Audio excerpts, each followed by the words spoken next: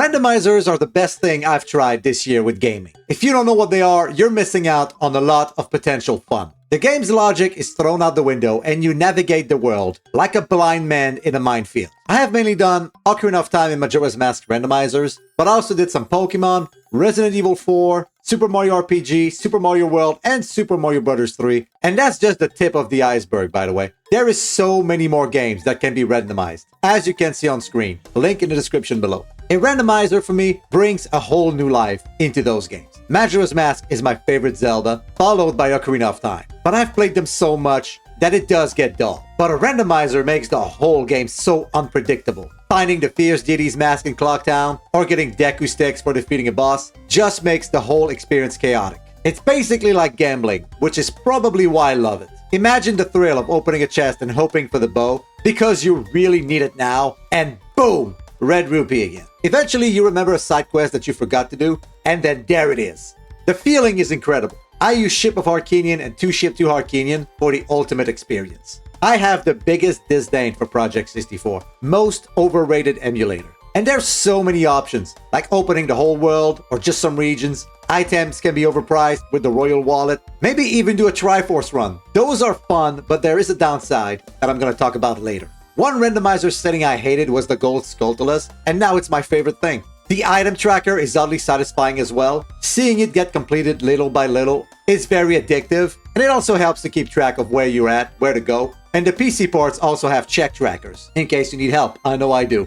Majora's Mask randomizer on 2 Ship to Harkinian is getting better and better at every version. These guys are doing great work. I actually prefer it now to even Ocarina of Time. One of the best things is when chat is trying to help when I'm stuck. We go through a potential list of stuff to do, because I try not to use the check tracker. But sometimes bad things happen, like when I accidentally deleted my save file, and now I confuse what I've done and what needs to be done. That's also why I try not to do the same game twice in a row.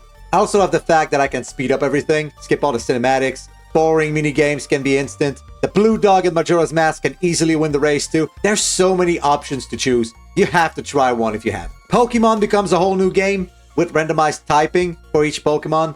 I also like to do move types as well. You know, it's really fun when Ice Beam becomes Fire or Electric. The trainers can become absolute threats, and a bad Pokemon can become your MVP. Like my last Fire Red, Parasect was my best Pokemon.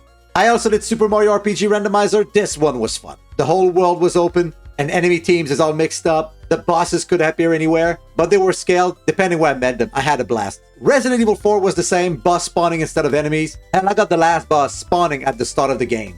Luckily, the randomizer gives you a rocket launcher to deal with it, else you're dead. The amount of enemies I got with max HP was ridiculous. I just put everything and cranked it to the max when I put the settings in. I regret my actions with that randomizer. Still fun though. Mario Bros. 3 and Super Mario World randomizers were very interesting. Stages are mixed up, sometimes just plain remade as well. Auto-scrollers can be disabled, that's great. Super Ice is a thing, where you step forward once and you fly through the screen. The only issue I have with those is that not all levels can be accessed, but it's still super fun. Like for games like Zelda's, if you don't know the game by heart, and I mean 100% of it, where everything is, start slow. I went to intermediate difficulty with Ocarina of Time, and that was my first ever randomizer. I struggled so much and chat was helping me, which caused a little problem. I made the next Ocarina of Time seed a bit easier, and I'll be honest, you can't go down in difficulty. The randomizers becomes way too boring. Either stay at the same level or go higher. I tried my first Triforce hunt in Majora's Mask. It was pretty fun, but it destroyed my stream, as you can see with the following clip. That's very, very rare, man, because they cheat more than in Mario Kart 64. Game over! What? 10 minutes into the stream, we're already done. No! So yeah, more like 15 minutes into the stream, and that seed was over. I didn't even get to do Stonehead Temple, or the Moon for that matter. And I kinda love to 100% Majora's Mask, even on randomizers, so I was a bit bummed about that, but you know, once in a while, it happens. The biggest issue is usually to set up everything. Sometimes it's on a website, other times it's an archipelago. Most of the time it's just an app to use though, where you generate the seed. And most of them show what the option does when checked. That's very helpful. My dumb slime can't figure it out half the time. I really love randomizers, and there's so many games that look interesting, like A Hat in Time, although I don't know how a collectathon works when it's randomized, but I would be up for it. Do yourself a favor and try one. Maybe it won't be for you, but don't knock it until you try it. You don't need a new game to have a new experience. But don't tell game companies that. Also, don't blame me when you go insane trying to find a boss key or something. But that's gonna be it for me today, guys. Thank you so much for tuning in. I appreciate it. I wish you a slime-tastic rest of your day, and I hope to see you in the next one.